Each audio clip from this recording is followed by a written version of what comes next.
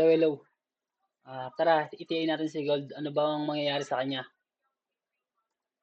Ngayon, umpisa natin yung daily niya. Kung yung daily yung masusunod, bullish si Gold. Ngayon, hanggang saan ba ito magiging bullish? Di ba? Iba na yung pagka-bullish niya dahil nasa major resistance na siya ng weekly. Kita mo yung area niya. Halos nakuha na niya yun, nasa taas. Then, dito sa daily na to, yung mga naka-hold ng gold, ang mga TP area nila ay dito sa week na ito. Kaya kung susumahin yung nangyari nung nakaraan, pagkakuha ni Gold dito sa area na to, sa 2067, bigla na agad siyang bumagsak, pinalo siya pababa. Kasi kung susumahin mo sa computation, merong mga order block na naiwan dito sa area na to. Bakit ito yung naging basihan? Gawa nga, di ba? Dito sa week na to, madaming nakatipi area. Then, dito sa area na to, sa may gitna ng week, basta sa may week, i-refine nyo yan, meron yung OB sa mas mababang time frame. Kung i-refine nyo siya dito sa area na to. Yan, dito sa area na to, yan ang pinagigitnaan yan, meron yung OB. Kaya kita mo, after ma-hit yung pinakagitna niya, dito sa area na to, ayun, di ba? Nag-bounce back na agad siya. At napakabilis lang ng pangyayari. Kung ilalagay natin sa low time frame, ang pangyayari na nung 6 AM pagpasok ng umaga,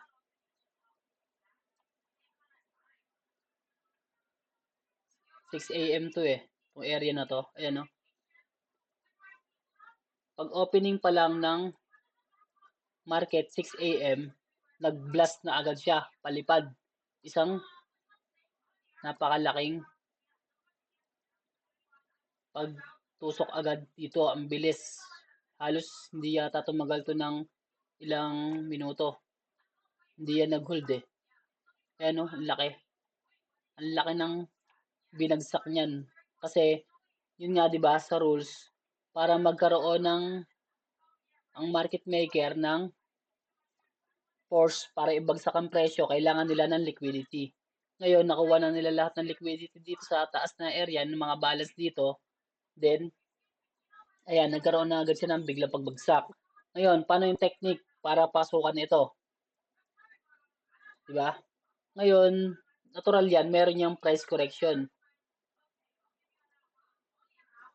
Dito sa price correction,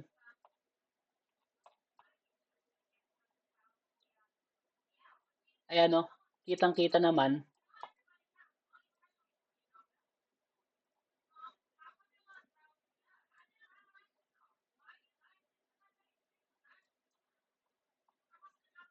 Ayan o, dito sa area na to, ang price correction niya, nagbitaw siya ng isang malaking imbalance. Then, ayun ang binalikan niya. Dito na ako nag-entry. Hindi na ako nagdalawang isip dyan. Kaya nga sakto ng entry ko, 61, di ba? After nyan, ayun, di ba nagdire-diretso na siya pababa. Tapos, natural, kung magdire-diretso yung pababa yan, di ba, may rules tayo, once na magkaroon ng impulsive move pababa, may babalikan yan. Kung hahanapin mo yung babalikan, hanap ka ulit ng OB. Then, OB, ito, ang pinakamatibay na OB. Kasi, ito, mitigated, di ba? Ito, mitigated. Ngayon, ito na yung iniwan niya, ito area na to. Ayan. Dito sa area na to, di ba sabi ko sa inyo, pasukan yun to. Siyempre, baka matulog pa kayo. Ito, di ba, ayun yung na-hit niya. After ma-hit niya to, bumagsak na ulit siya, pababa. Di ba? Tapos, dito, ang diskarte, huwag kayong mag-limit order. Kasi, syempre, hindi mo pa rin masasabi yung topak na market, yung force na bigla niya itaas ulit para basagin 'to, hindi rin natin masasabi. Kaya ang ginawa ko diyan, inabangan ko yung price action. Okay, pasok na tayo sa price action.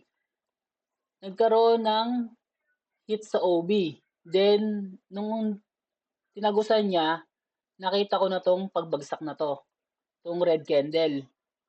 Then 'di ba yung red candle, after impulsive move magkakaroon ng mitigation dito sa area na 'to, ayan, 'di ba? 'Tong green candle minitigate niya, then nagdire-diretso na ulit, then mitigation, ang dami niyang binigay na pagkakataon 'no, mitigation na entry para kayo ay makahabol sa sell position, 'di ba? Kaso nga, siyempre hindi niyo makukuha 'yan kung hindi niyo pa ma-experience yung pagti-trade. Ilang beses na kayo binigyan ng entry position, 'di ba? 'Yan 'no. Bakit hindi mo e-entryhan 'yan? Eh, naandun na nga sa pinakataas 'yan, 'di ba? Kung kahit lagyan mo ng 0.01 'yan, kung ang SL mo kahit hanggang dito lang, mag-ilan lang naka-risk, 'di ba? Pero ilang pera ang ibibigay sa niya once na bumagsak 'yan. Eto na yung pagkakataon ng sell position natin, eh. Ngayon, eto, pupunta na tayo sa isang pinaka mas malakas na risk. Mamaya meron news. Ang puwedeng pitikin niyan, etong area na 'to, kung pipitikin niya, tapos babagsak na ulit. Then ang maaari, ang pitikin niya rito sa baba, dito na, sa area na 'to. Ngayon, kung umpisa pa lang, eh, hinuli niyo na 'tong mga OB dito na nagbigay ng entry na pagkakataon para sa inyo, no worries na kahit pumitik yan dito, hindi pa rin kayo maaabot. Kung abutin man kayo diyan, diretso na yan pataas talaga dito, 'di ba? Sa'kin yung naka-hold sa'kin na 2061, kahit umangat yan dito, papasukan ko pa rin yan ng sell. Kasi hindi na yan maggagawa ng ano eh, another strong high. Bibigyan niya ng weak. Kasi kita mo, based sa previous price action, tuwing may hit yung previous high, kita mo yung binibigay niyang damage. Ang laki. Malaki yung binibigay niyang damage sa after niyang i-hit tong previous high. Then ito, na-hit niya. Then kung sa rules natin, yung market structure, kung kita mo yung tong entry ng swing trade, na-hit na yung daily high. Then, ito na yung pagkakataon natin ng sell entry. Pero, hindi nyo pa rin mapapansin kasi nga kailangan nyo pa talaga ng more experience. Ito na yung pagkakataon ng sell entry na sinasabi. After mabit tong previous high, kung i-refine mo to, gaano kaingay dyan. Dito, yun nga, hahanap tayo ng entry kasi ito na yung pang swing trade natin. Swing trade entry na tinatawag. Kita mo yung noise. Dito sa noise na to, signal na to eh. Dito sa, ano na to, ano, break, another break,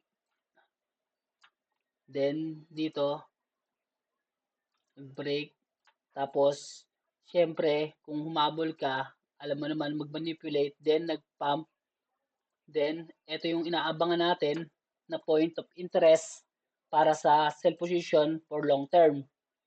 Diba? Nagets nyo kung paano kumuha ng swing trade? Swing trade entry. Ayan. Dito, profit ka na din. Diba? Ganun lang siya kasimple. Kung tignan mo yung daily, ang itsura lang niya, parang walang kwenta. Diba? Nakita mo na tong week na to eh. Tapos, kinuha na tong previous high. Ito na yung pang swing trade. Then, nasa major resistance pa siya. sa weekly natin. Nagets ba? Paano kumuha ng magandang entry ng swing trade? Repayin lang. Dito, sobrang liit lang ng SL na bibigay mo. Kaya napakaliit kahit mag 73 ka dyan. Para lang sa safe, pinaka-safe na yan. Then kung umangat pa yan, sell ulit ako dyan. Kung ma-hit man stop loss ko. Hindi ako makatalunan ng 100 USDT dyan dito sa area na to. Kung meron kang panda 100 USDT, hindi ka kayang ubusin niya. Kung halimbawa, lagyan mo siya ng 0.002 pang long term. Diba? Bale, yun lang guys. Sana may natutunan kayo sa pagkuha ng swing trade. Thank you.